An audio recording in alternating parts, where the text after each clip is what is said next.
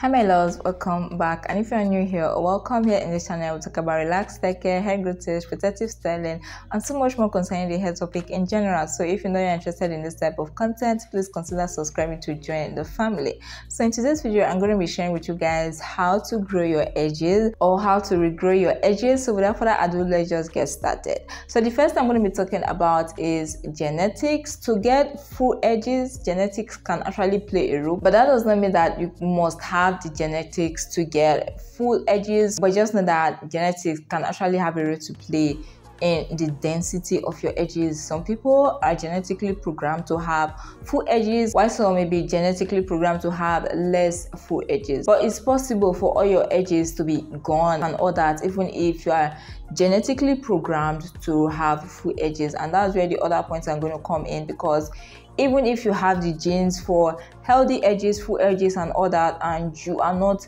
taking care of your edges, you are still not going to like your edges. Okay, so we're just going to move on to the next point, which is no tight protective styles. You want to avoid tight protective styles as much as possible. If you watch my videos, all the videos in my protective style playlist and all that, you will notice that all of my protective styles are loose.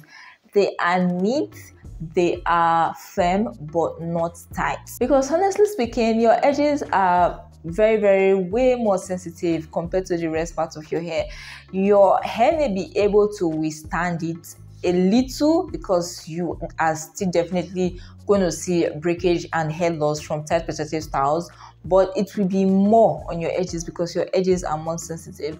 So when you want to install protective styles, don't make them tight. They can be firm but not tight, and this is one of the reasons why I actually stopped going to salons, because I would want to install braids, especially cornrows, and the way the edges are very tightly installed in the protective style is just crazy. You get home, you be taking painkillers, you start having bumps on your edges. Sis, for what? Like, why should you have bumps on your edges after installing a protective style? Why should you have to take painkillers after installing a protective style?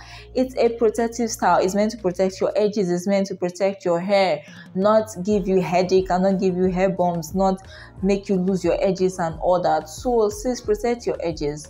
Make your protective styles less tight. Like, they should not be tight at all. You should not even be feeling pain when you install a protective style. If you feel any atom of pain after installing a protective style, please take down that protective style.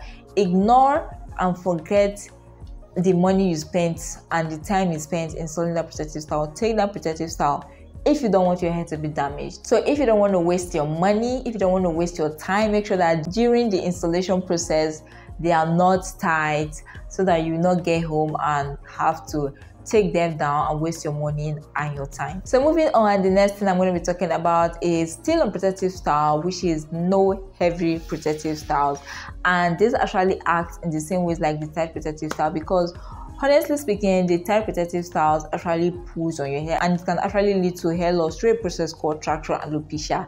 The same thing with heavy protective styles, because heavy protective styles can tug on your hair. The weight is too much compared to the weight of your natural hair density, so it can actually lead to hair loss through the same process, traction alopecia. So you want to make sure that when installing a protective style, for example, when using extensions, make sure the extensions are not too bulky or not too heavy compared to the density of the hair you want to attach it to. So if you have very sparse hair, please use the most minimal attachment possible to avoid the weight of the extensions tugging on your hair. If you install a protective style and you are getting neck pain because you are always trying to sustain the weight of the protective style, you can never put the protective style in a bun because of the weight, since that protective style is too heavy. You know, some people think the more your hair, the more attachment you should use, and it may not necessarily be so. Even though I have very high density hair, sometimes I don't use so much attachment because I already have dense hair. Adding so much attachment is going to make the protective style look too bulky. So that's why whenever I'm using extensions, I use the barest minimum possible sometimes. And some people think if you have hair that is sparse, like not dense, you are supposed to add so much extensions to, you know, balance it and make the hair feel full. Sis, I am advising you, anybody that says that carry your things, carry your extensions, your bags, your baggages, your legs and your hair and run. Because installing that protective style on your hair, when that weight of that extensions becomes too much on your hair strands, they're going to start talking and you're going to start losing hair from traction alopecia. So unless you want to sacrifice a beauty for the health of your hair, for the length of your hair, but if you want to retain the length and health of your hair, if the length and length of your hair is more important to you, please install protective styles that are not too heavy compared to the density of your hair. Now, the next thing I'm going to be talking about is moisturize and seal. When we hear moisturize and seal, most people think you only moisturize and seal your hair. Sis, what happened to the edges? Like, did you throw them away? If you notice in my moisturizing and sealing routine videos, I always moisturize my edges. Like during my 30 days hair growth challenge, which we do together, you guys notice that after massaging my scalp with the olive oil, I usually apply it on my edges as well. So when moisturizing and sealing your hair, make sure your edges are included. It's not just your hair that needs moisture, your edges needs moisture as well. In fact, your edges are very, very sensitive. So every routine, everything you are doing for your hair, include your edges. So when moisturizing and sealing, make sure you moisturize and seal your edges as well. Now moving on, the next thing I'm going to be talking about is apply relaxer on your edges last. So if you notice during my relaxer application process, I usually leave my edges for last. Even if I relax this section of my hair, I will not touch the edges because I usually divide my hair in sections when I want to relax my hair. Most times I put them in twists, but during my last relaxer routine, which I already uploaded, please you can check it out if you're interested, I did not put my hair in twists. I just sectioned my hair, I think, into 4 sections. So even if I have applied relaxer on the roots, like the back and the front and all that, the edges will be spared. Is when I'm done with everything that I start applying the relaxer on my edges, because like I said, the edges are very, very sensitive. So if you relax your edges the same time you're relaxing your hair, you notice that your edges will now become over processed, and over processed hair is weak hair. Weak hair breaks easily, and before you know, you are losing your edges. So when applying a relaxer on your hair, make sure you apply it on your edges the last. Now this is going to lead me to my next tip, which is during a relaxer application process, make sure your edges are protected, and that is for the same reason. Your edges are sensitive, so make sure you protect your edges by using a hair grease.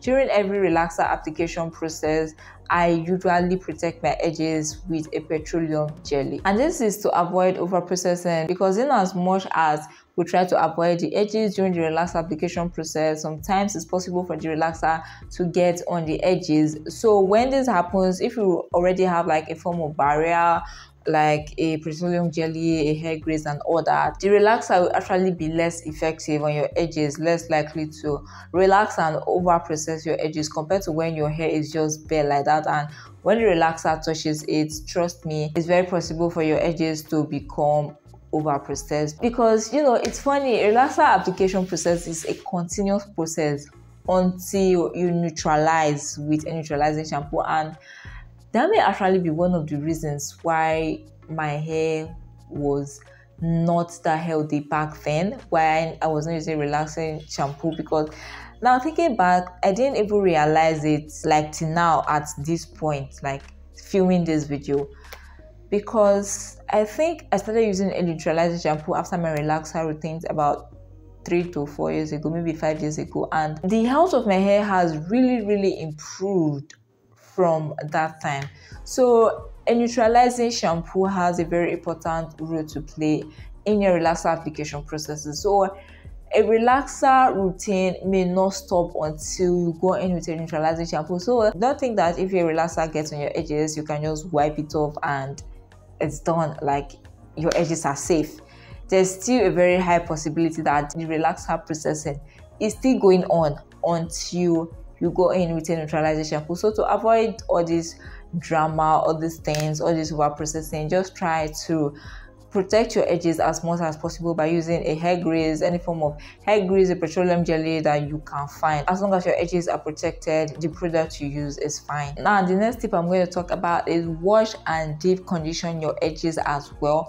Consciously we don't really think of our edges like that. Sometimes when we are washing our deep conditioning, like some people may not consciously remember their edges, like just wash the hair, deep condition the hair and all that. But it is very, very important that you wash and deep condition your edges as well. Like when you are washing, make sure the shampoo is getting onto your edges. When you are deep conditioning, make sure the shampoos are getting on your edges. Make sure the deep conditioner is getting onto your edges. If you watch my deep conditioning routines, you see this as well. After applying the deep conditioner on my hair, my edges are not spared. I'm going to apply the deep conditioner on my edges as well. So I am very, very particular about my edges during every routine. So after applying the deep conditioner on my hair, I particularly go to my edges, to apply the deep conditioner. So when washing your hair, when deep conditioning your hair, do not forget your edges. Always wash and deep condition your hair as well as part of your routine. So guys, I thought all the tips will be able to enter into one video, but looking at it, this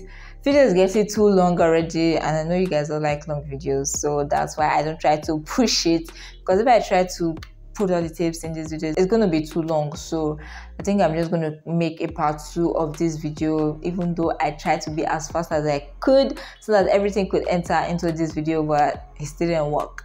So I'm going to make a part 2 of this video to share more tips on how to grow your edges and how to save your edges. So if you watched this video this far and you enjoyed it, please don't forget to give it a big thumbs up. If you are new here and you aren't subscribed, please consider subscribing to join the family, and don't forget to turn on the post notification bell so that you'll be the first to get notified whenever I upload a new video.